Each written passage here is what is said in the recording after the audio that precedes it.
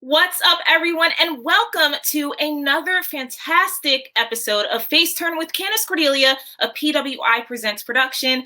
I am your host, Candace Cordelia, and as a part of our Rising Stars series here on FaceTurn, I have an especially fantastic rising star all the way from England, one of my favorite spots in the entire world. You might have seen him recently at GCW's For the Culture earlier this year, and also smashing it at Rev Pro and pretty much all across the country. And he's recently been in the States. We're going to talk about that, Garden State Pro, House of Glory, all of that fantastic stuff.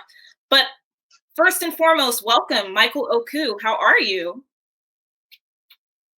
I'm doing okay. I'm doing well. Doing more than okay. I'm doing great. Thank you for having me on the show. I'm excited to kind of talk about wrestling. It's one of my favorite things to talk about since I do it. I'm the crazy guy that decided to become a wrestler, and I'm doing wrestling. So yeah. Let's get into it.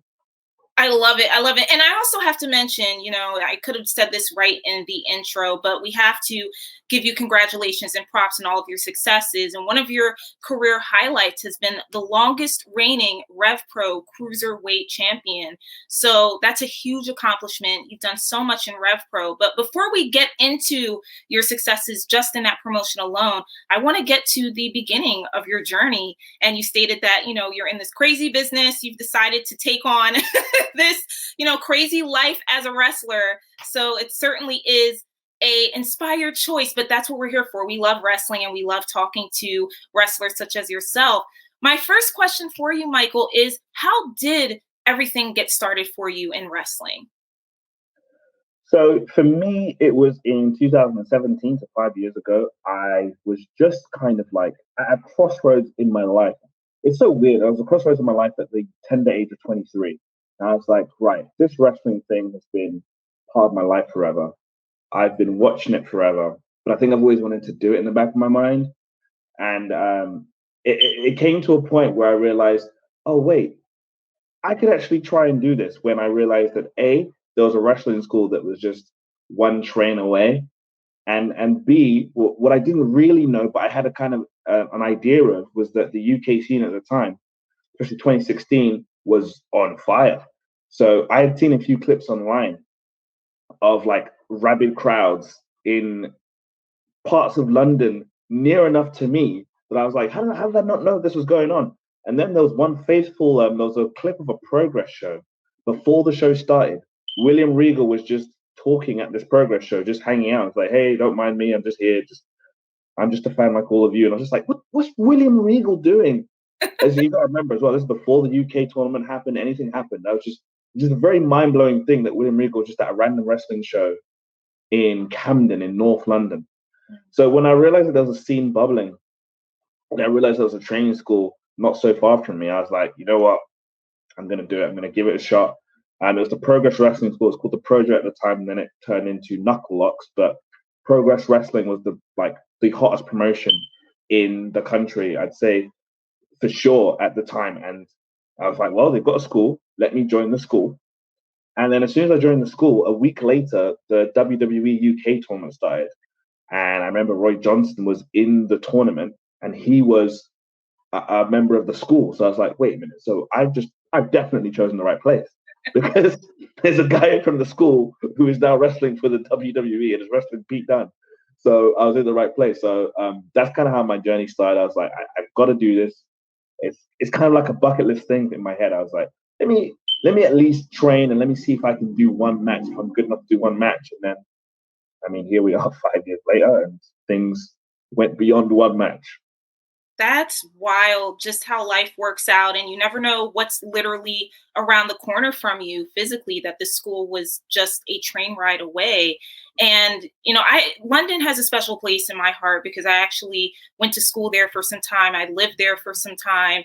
I know Camden very well. I miss London so well. So I'm just going to mark out for London for a bit because it really does have a special place in my heart. And at the time that I was there, I didn't even know that wrestling was huge. I was more so in the music scene, and I had no idea that wrestling was the way that it was, and progress, the state that it was. It's really fantastic.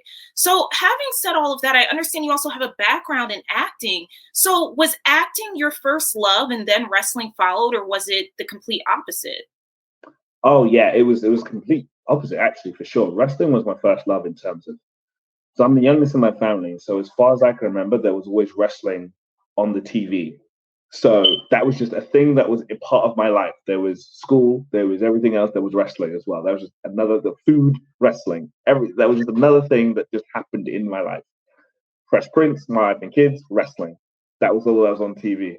So um, I think, and this is me psychoanalyzing myself. So excuse me for being weird for a second, but I feel like acting was the thing that I was doing, like I found to kind of bridge the gap of like, oh, my dream is to be a wrestler, but I can't actually be a wrestler. No way. But this acting thing is more a grounded, down to earth kind of realistic that as well, that people like my family and this, that, and my friends would understand more than me being a silly wrestler.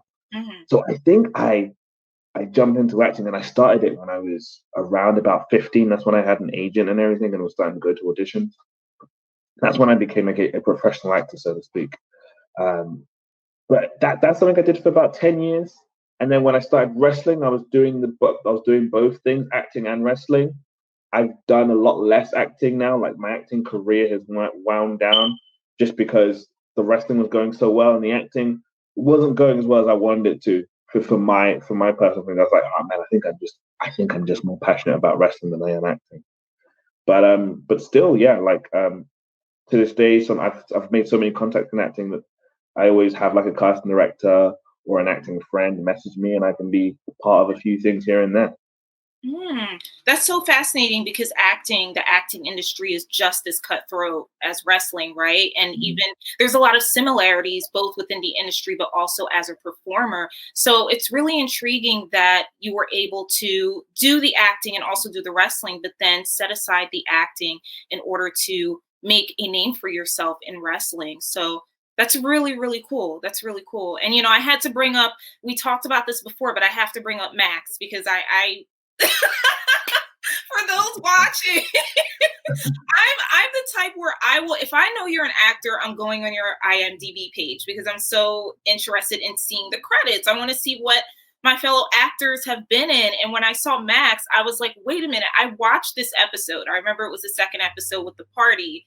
So I had to play it back and I was like, there he is. He is in this scene. He's in this. And it's one of the funnier, the whole show is really funny, but it's one of the Yeah. funnier episodes I found. So what was that experience like? Because you were basically a part of a show starring O.T. Fagbenle, who Handmaid's Tale for us Americans, for those watching that may not know who that actor is, he's mostly known here in the States as being an actor in The Handmaid's Tale. So what was that experience like being a part of a comedy and really honing your chops in such a way?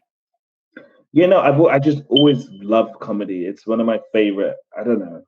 To me, it doesn't make sense to say that I love comedy because it's just like I'm saying I like laughing. I like to be happy. So it's almost like a given that I'd like comedy, and I feel like everybody should like comedy. I love stand-up comedy as well.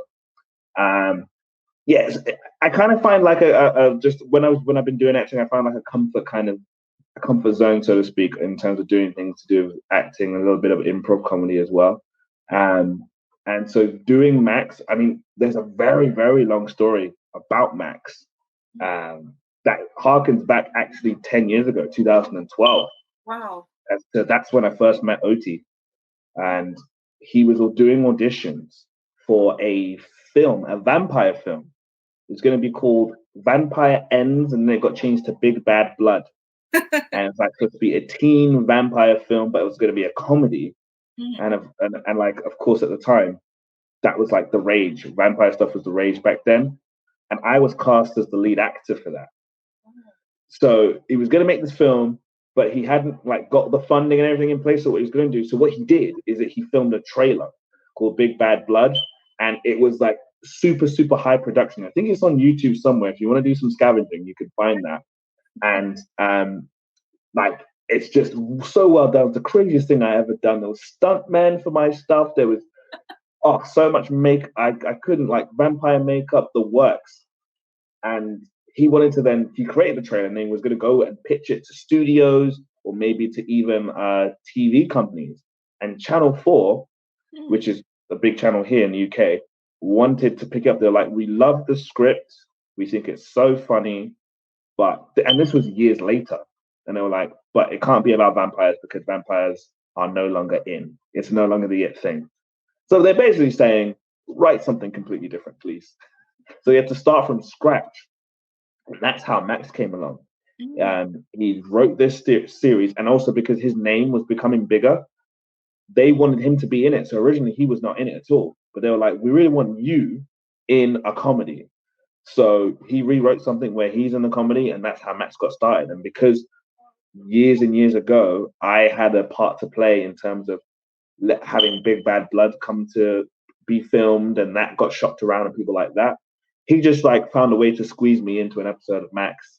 So it was right. It was just a really nice, like kind of like a full circle thing to like years later for him to remember me, to remember that small thing I did, and then just to like give me a little part just to show my face. And now there you go. Now Max is all over the world on Channel 4, on Hulu, and this, that, and the other. It's kind of a crazy thing. Wow. Once again, it's just destiny, right? Things just fall into place and happen for a reason, even if it's years later and you're not quite sure why you are in the situation you might be in. I'm curious to know if you've had any full circle moments like that in wrestling. Oh my gosh. I think the biggest, most high profile full circle moment was earlier this year when I wrestled Will Ospreay. I assumed we were going to get onto it at some point, but there's a backstory that not a lot of people actually know, a very, very real backstory. And that was, so I said I started in 2017. In 2018, I had already had so many injuries. I'd had 3 broken wrists. And so I was on the sidelines for a lot of 2018. But I had such a belief in myself because things were going at an accelerated pace in terms of my career, at least in terms of what I expected, that I wanted to be in so many places, so many big places. And at the time, in 2018, Will Ospreay started a promotion called Frontline Wrestling. And its vision was that it would be a very Japanese style wrestling. Like the presentation was very New Japan, but it's just in the UK. And I think he did an amazing job achieving that. And I went to a show. I remember I was in a cast while at this show. I was like, this is where I want to be. This is where I want to wrestle. He later on that year in August, he did a seminar at my training school. And I think I was still recovering from an injury, so I didn't properly take part in it. I took part in what I could. And at the end of a session, most seminars end with questions. People are starting to leave because the seminar overran, but overran in a good way. No one's complaining that they got more time with Will to train and to hear his knowledge. And people are asking the questions you should ask, like how's advice about doing this and selling and blah blah blah. And then I put my hand up and I asked, what have I got to do to get on your frontline shows? That's just play it. I just straight up asked me, and he said, do you want to? Oh, right to the point. And he appreciated how to the point I was. Then because he was to the point, because I was to the point, he was to the point with me. And he said, I'm going to shoot with you. I think that you're kind of a comedy wrestler, and I think you don't really take wrestling seriously. From what I see you put out there, I don't think that you fit the serious wrestling that we're putting out there. And you have a role in wrestling to be a comedy guy, an opening match guy, but not to be kind of like the star, the main guy. And he said at the time, he said, prove me wrong. And I said, yeah, you are wrong. I will. But that's kind of how he saw me. And there was some truth to that in terms of how I was presenting myself as a wrestler on social media. It was like, if something's funny, I'm going to clip it. But I'm training real hard in training, and I'm trying to do things really my technique. I'm trying to sharpen it. And so it's from 2018 to then 4 years later, we're in the main event of York Hall, Bethnal Green, for the British Heavyweight Championship. I'm the Cruiserweight champion. Ding, ding, ding. The crowd just erupts because this is where the fans now also saw me. They're like, this is the right main event. And I look him dead in the eyes, and I was like, I told you. 4 years later, whether he knew what I was talking about, I was like, ding, ding, ding. I was like, I told you. And then we proceeded to have the match we had. Oh my gosh. So did he have any idea beforehand who did he didn't remember you or Oh, he did. Oh yeah. So obviously we kept in touch the whole time, like all the time. I would always say that Will was always good to me. mm, And he was aware of who I was. He was aware of who I was when I asked that question, you know. So I helped film the stuff for his documentaries, Osprey documentary. So he was very aware who I was, and that was his answer for this, that, and the other for his promotion at the time. And then he was watching what I was doing, and then obviously I won the cruiserweight title, and I would have said 2 years ago that the full circle moment was the night that I won the cruiserweight title was the night he won the heavyweight title, and then he recanted this story in the ring in front of all the fans, and he said I was wrong. But then the fact that it's almost like we did two revolutions of the circle essentially. We went right back around, and then we're now wrestling each other in that same building, York Hall, and it was just like this is the main event of one of the biggest shows of the year in the UK. So it was an amazing. It's an amazing thing that I step back and think like, wow, I didn't have any proof that I would prove him wrong, but I said I would, and then I did it. my goodness, that's such a story. That is amazing. And I mean, that match alone really engaged a lot more fans over here in the States. A lot more people were starting to figure out who you were and what your story was. And then couple that with your appearance at GCW earlier this year, I think now we're at a stage where folks are really primed to see what you're going to do next. When we're talking about that specific match with Osprey, I mean, it's a legitimate 5-star match. It's been deemed 5 stars. Looking back at that match now, what are your thoughts about it and the lead up to that brilliant sequence of events? Man, it's so much of like it's kind of what you've been saying in this interview, Candace, about like how everything happens for a reason. And I agree with that. Like I don't believe in coincidences, I feel like every action has a reaction. And I just remember having that feeling. I went for it might have been the day before, and I went for dinner with my girlfriend, Amira, and she said to me as well, she said, like, I have a feeling after this match, a lot is gonna change for you. Hmm. And I believed it too. And it really did in terms of again like the eyes it got around the world and the fact that it got 5 stars. I saw a tweet earlier today of like even Dave Meltzer talking about the match again, and it's just like so much time has passed, and Will Ospreay himself has had an incredible year, but we had that match in January, and the fact that it's not lost in the multiple five plus star matches he's had is just an amazing kind of feeling. And like you said, it really did open the eyes of people in America and Japan and other countries in Europe as well to who I am and what I can do. And it's a very exciting thing as well I feel like now the UK crowd know me and know what I'm capable of and know what I can do. And now so it's a new challenge now to like kind of get over again in front of new audiences. And that's an exciting feeling that I haven't had in a while. So I'm excited to kind of do that. Unbelievable, just unbelievable. And you stated having the chance to get in front of new eyes and new audiences. And you recently did that not too far from where I am in PA. You were recently in New Jersey, it must seem like a whole other universe compared to England. But talk to us about you were at Garden State Pro Wrestling, and then you also were at House of Glory. So first, let's get into Garden State. How was that for you? Oh yeah, Garden State was an amazing experience. One thing I was blown back about was just there was just a large number of fans that knew who I was.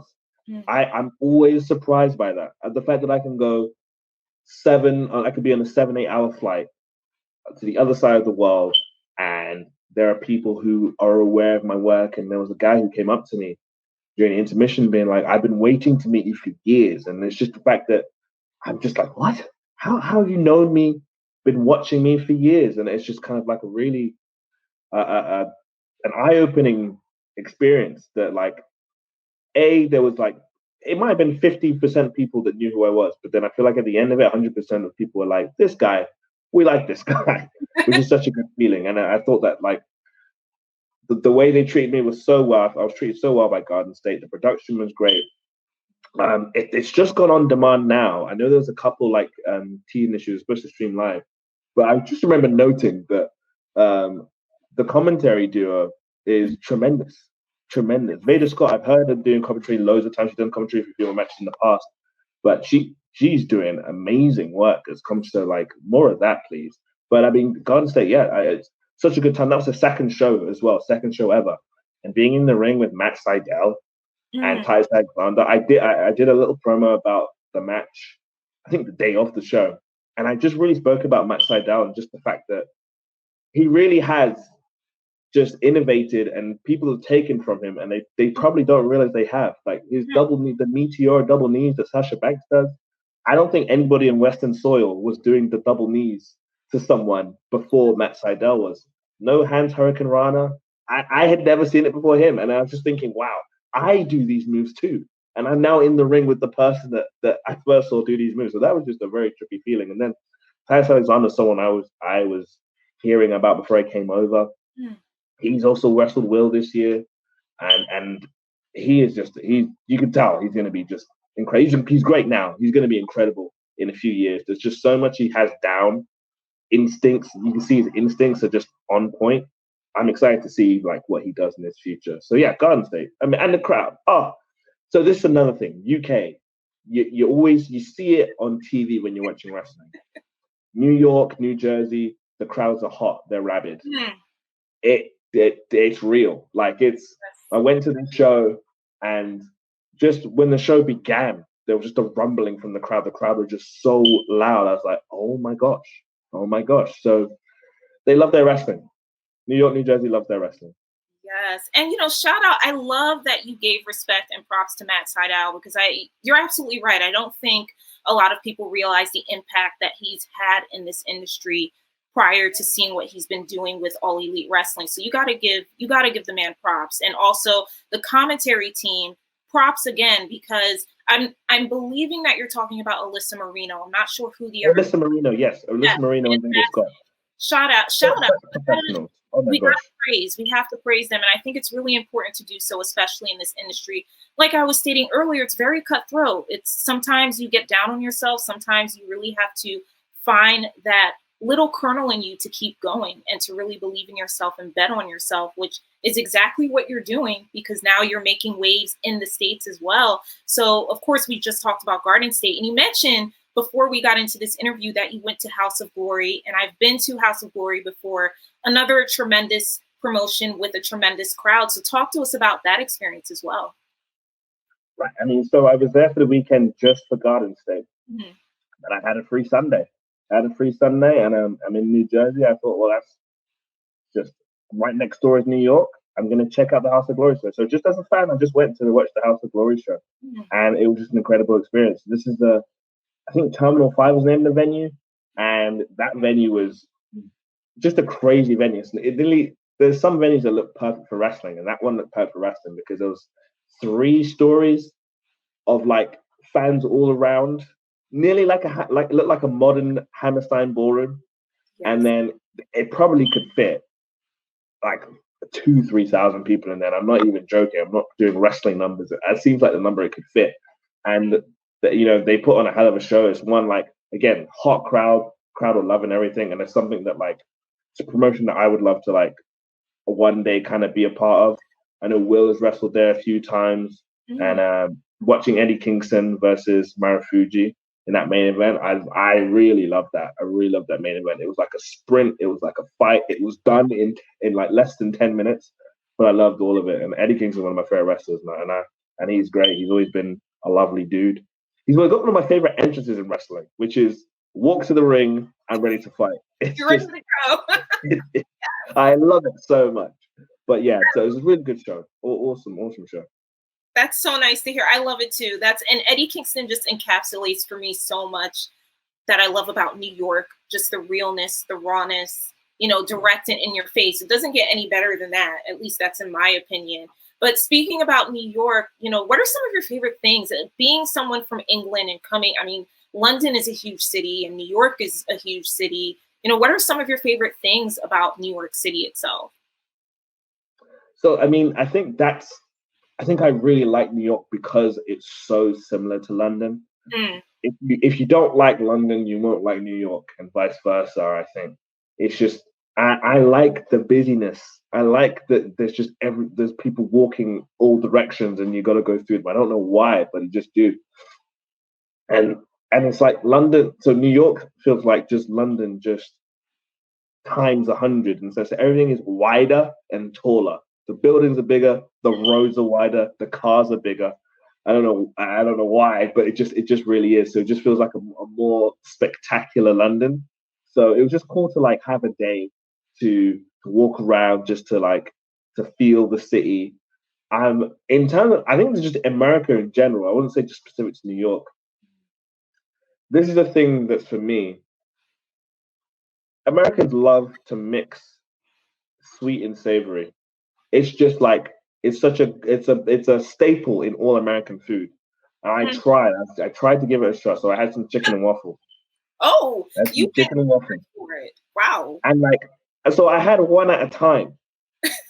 And it's delicious one at a time. But I can't understand why you put maple syrup on chicken or why you put some sweet some sriracha sauce on waffle. I just separate them. Here's the chicken, here's the dessert.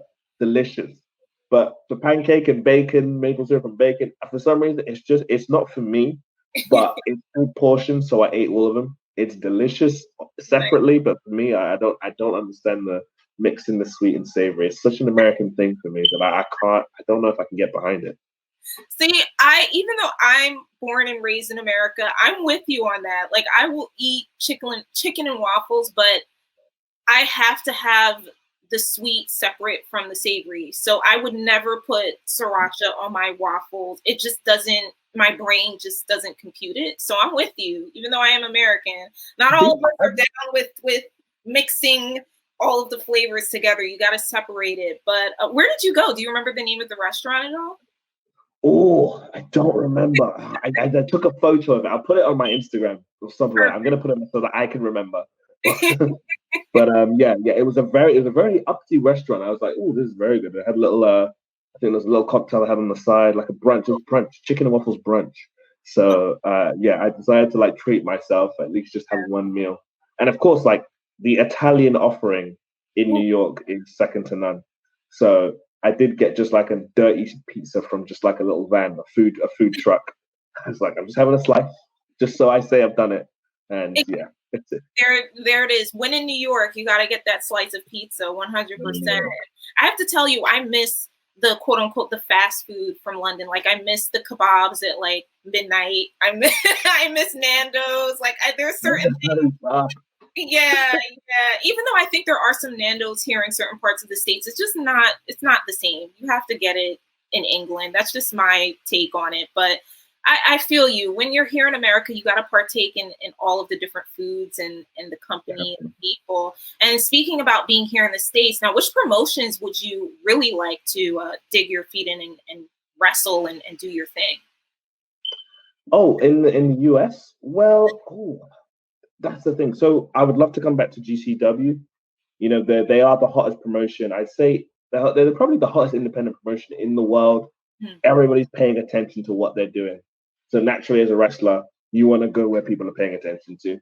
So I'd love to like come back there and have like a few more shots there. Same with Garden State. You know, like we can make something work. I think I had a good time. I feel like I left a good impression. So I'm more than willing to go back to Garden State.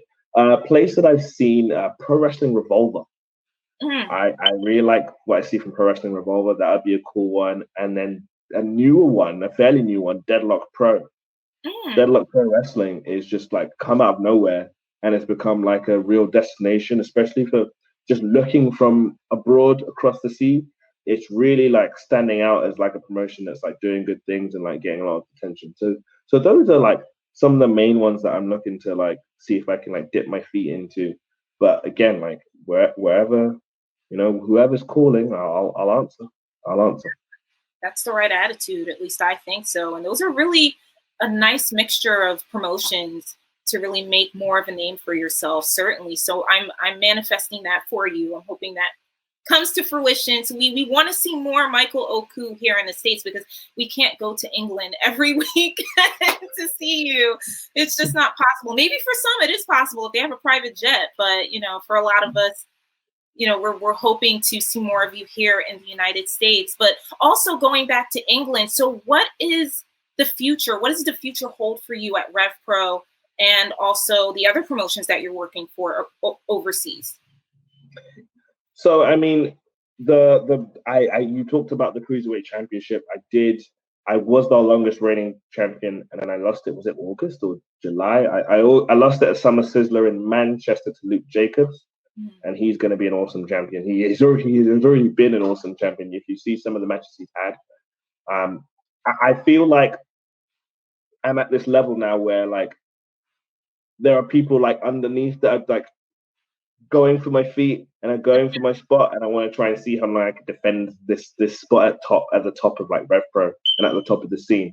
So I want to test myself against the newer guys. It's weird to say the newer guys when I feel still like a new guy, only wrestling for a few years.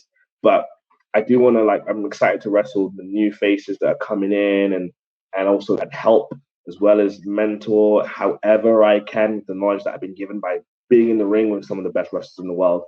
But then I look at the belts. If I just look at belts, I've had the Cruiserweight title, I've had the tag title. So what's next is really the British Heavyweight title. I don't know if that means I have to pack on a bit of muscle, but that would be the goal next, to be a Triple Crown and to win the British Heavyweight title. 1000%. Are there any wrestlers that you haven't wrestled yet that you have your eyes set on to get in the ring with? Oof. I did a list. I did one of those lists, the wrestler list. I did it, but I didn't do it at the start of the year. I did it like March time. And weirdly enough, I started to tick off, I had some far-fetched ones, but then I had ticked them off. I put Minoru Suzuki on that list, and I ended up wrestling Minoru Suzuki in May. So there was a lot of ones that are far-fetched. One that I also put on that list was Leon Slater, 17-year-old Leon Slater. It's the most unfair wrestler I've ever seen in my life. He's going to blow up. He is blowing up as we speak. He wrestled Mike Bailey at the RevPro 10-year anniversary Yorkville Weekender, and clips of him are just going everywhere of him to being able to do a swanton for 450. But he's got charisma leaking out of his ass. He is incredible, and he has no right to be as good as he is. It's unfair to every wrestler. Every wrestler is envious and jealous and hates Leo Slater because of how good he is and how good he's going to become. So that's a guy that I've teamed up with him. I would love to wrestle him so that I can learn a thing or two from him. And then there's just people from across the other side of the world that obviously I want to wrestle. Well, a guy at Garden State that I saw was Robert Marta. He was a guy I hadn't actually seen wrestle until I had gone to that show. I hadn't seen a full match from beginning to end, and I was really, really impressed with him. There's someone who is on the come up, but sometimes those are the ones that interest me the most, the people who are on the come up. And I feel we're both in a similar position, and I'd love to wrestle someone like that who were two hungry guys. And then far-fetched, Eddie Kingston. Eddie Kingston is a guy, who is one of my favorite people to watch wrestle, because I feel like he does something that I've never seen before, or he does something different to what any wrestler's ever done before, anytime he wrestles. And that kind of mentality is something that I'm a fan of, a very Terry Funk mentality that I want to kind of get in the ring with and test myself against. So, those would be I'm really short into three. They're really from left field, some would say, but those are the three that I would choose.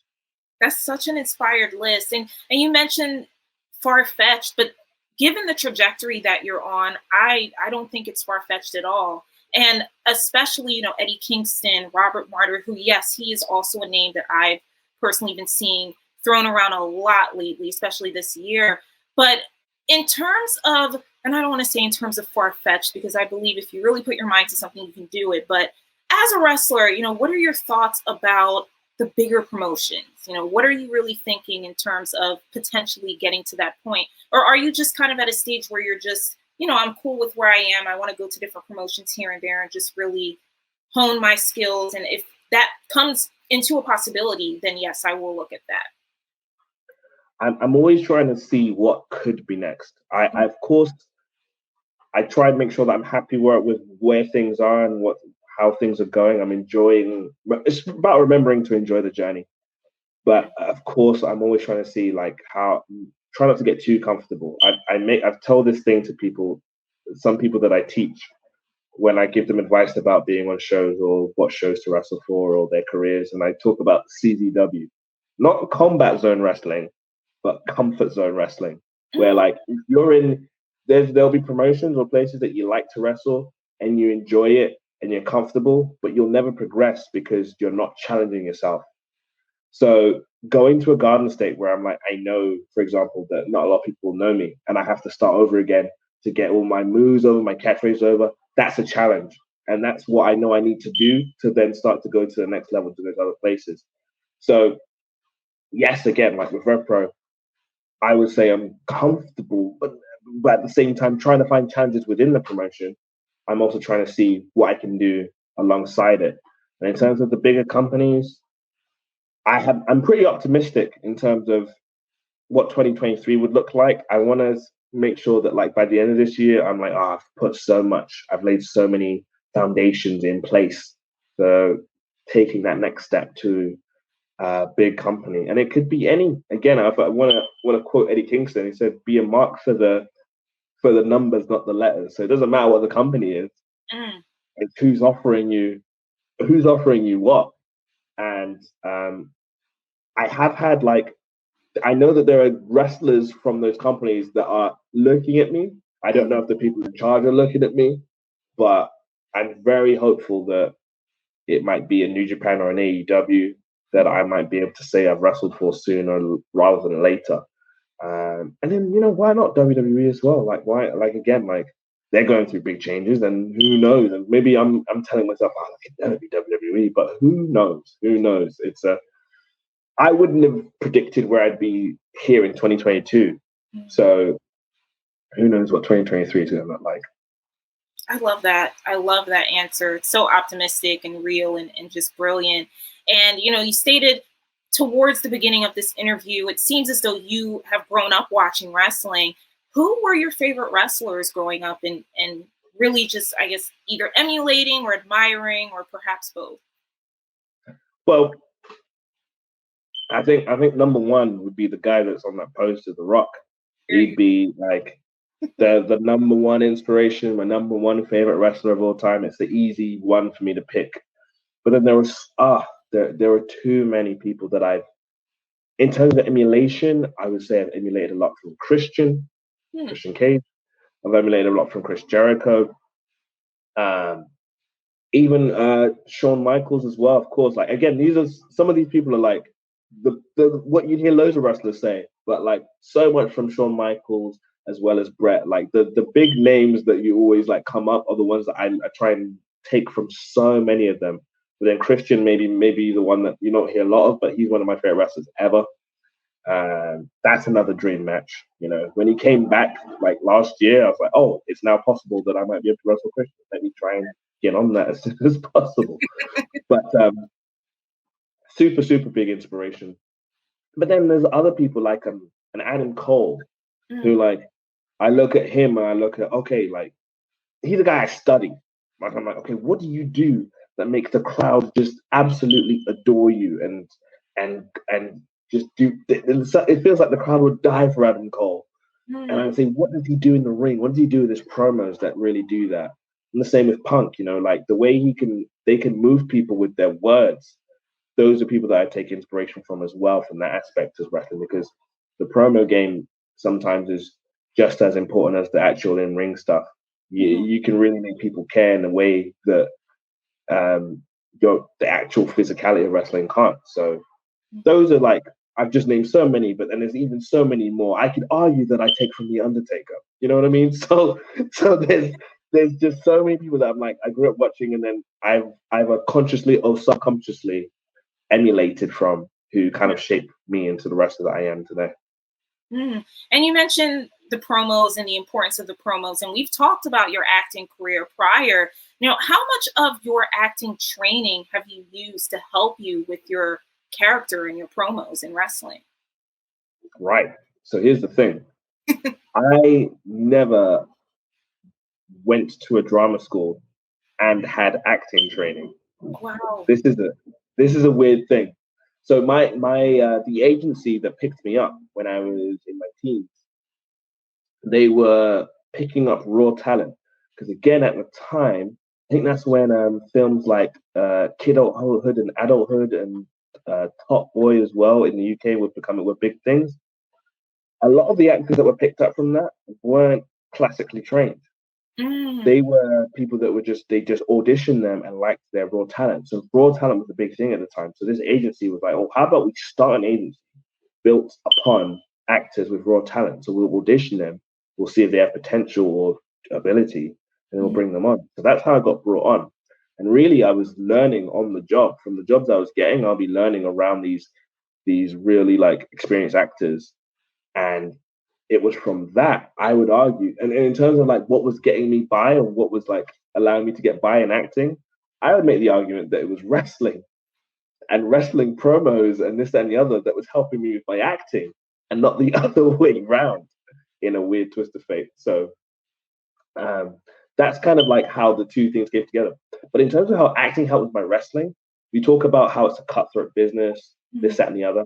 I'd say that part of it, the auditioning part, the learning to hear no 1,000 times before hearing a yes, that part of it, I would say, prepped me for wrestling in a way that I see others who kind of struggle with it in wrestling. I wish that they had, because I'm like, well, yeah, that's it. Sometimes you don't get what you're asking for, you're hoping for, and you just keep going. You just have to keep going and keep knocking on doors. And that's kind of how I knew to approach wrestling, I'd say, because of doing it for years and years since I was 15 as an actor. Understood. Absolutely understood. And I love that you brought up the fact that you're not classically trained. I remember Skins UK is one of my favorite shows. I'm just throwing that. And I just throwing that out there. And I remember reading interviews about the actors, and a lot of those actors were not classically trained. Some were, but a lot of them they just plucked from schools or plucked from, just one was from my school. Oh, goodness, who was that? Oh, I forgot. I forgot the girl's name. I forgot the girl's name, but it was. It's okay. It was from my school. I remember going to Wikipedia and said, "Oh, Carmen Pole School." What? Huh? Wow. So it was a crazy thing, but that's it. Yeah. Yeah, it's unbelievable. But you raise a good point in that getting on the job training, there's nothing wrong with that. And I think, just in my opinion, sometimes that's even more valuable because you can just mold yourself in a way that's much more real and not super, super trained to the point where it's very, rigid, if that makes sense. So I see nothing wrong with that. I think that's fantastic. So that's a really great thing to know. Amazing. I think a lot of that happens in my wrestling as well, I would say. Again, I feel like I was thrusted in these big positions. There was a lot so when NXT UK became a thing and then less of the wrestlers that were signed wrestle for the indies, it opened up so many spots near the top. And I was one of the people that got thrust in those positions. That was like 2 years in. So there's a lot that I have not learned in 2 years, but I had to kind of figure out again on the job. So I think a lot of that still shows. I watch some wrestlers and they're so technically sound. I'm like, I'm so jealous and envious of them, but they've had so much years of that training experience. Whereas like, I sometimes watch my stuff and I'm like, man, some of my stuff is so rough. But then I've been told that maybe that's my charm. Sometimes my charm is the fact that like I'm not this polished, fine-tuned wrestler. And this guy who's imperfect, but does his very best and has emotion. He wrestles with emotion more than technical skill. And it's certainly working for you because all of your fans, both new and old, are gravitating towards your skills at rapid speed, and they're really clamoring to see more of you in the ring. So something is working. It's working in your favor, Michael. It's definitely working in your favor. So what's next for you, just in terms of whether it's wrestling or life? I mean, it's more wrestling. it's hoping that wrestling can help out with my life, with real life, and like, we talk about the big companies. I think one of the things that like makes the big companies more alluring is that you really want wrestling. I really want wrestling to be the thing that like I can make a proper living off, like a super comfortable living off, not just getting by. And I feel like that's the curse of independent wrestler. It could arguably be more fun from what I hear from contracted wrestlers, that the circus nature of independent wrestling can be so fun compared to being like contracted to be here, this, that, and the other. But oh man, with that contract comes so much security, and that's kind of what I would also be chasing. But more than that, I am chasing happiness, and wrestling makes me happier than everything else. So as long as I get the opportunities to wrestle the way I'd like, and against people that I like, or people I can learn from, and as long as I can be an ascent, then I'm happy. I feel like I've got some momentum. I just want to keep the momentum going. So whatever comes next, as long as it can keep that momentum going, and I think by the end, like I said, by the end of this year, I think I'll be in an even better place, at a better position than I was at the start of this year. We love to hear that. 100%. The last question for you, Michael, going a little back into acting, I need to ask you, who would you have play you in the biopic of your life? Can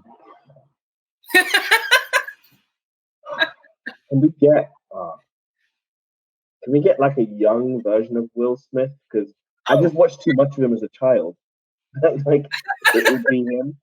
But growing up, everybody said that I looked like, my gosh, I don't know his real name, so I'm just going to say the kid from Everybody Hates Chris. Oh, goodness. So many people said I looked like him. And I really loved that show, that I think that he would do a tremendous job at playing my life. I like that. Those are really cool picks. Now, I also have to ask, because you mentioned that actor, have you watched Abbott Elementary? Because he's in that show. And that show, I don't know if it's playing in England right now. I would assume so. I could be wrong. I haven't watched it, but now I'll have to check it. I'll have to check it out. It's unreal, because speaking as someone that understands the Philadelphia school district, it's way on the nose to a point where it's kind of scary. It's very real. Like, everything that I've seen on that show, I'm like, this is accurate. This is exceedingly accurate. But it's a comedy. It's very accurate. Check it out. Abbott Elementary. But on that note, thank you so much, Michael, for being a part of this series, being a part of this show. I have to say, just personally, from everything that I've seen from you this year alone, I'm really excited for your future. And I know we're going to see more of you. We're going to see your name in brighter lights, and it's going to be amazing. So congratulations on all of your successes. Thank you. Thank you so much, Candace. I really appreciate it. And I really enjoyed this interview. Oh, I'm happy you did. Thank you so much, Michael. And thank you all for watching this episode of FaceTurn with Candace Cordelia. Please follow Michael Oku on all of his socials. Follow us on our socials and click the like button, subscribe, watch more of our interviews. You're not going to want to miss it, because we're really bringing some special ones your way. So stay tuned for more right here on PWI Presents FaceTurn with Candace Cordelia. Until then, take care of yourselves.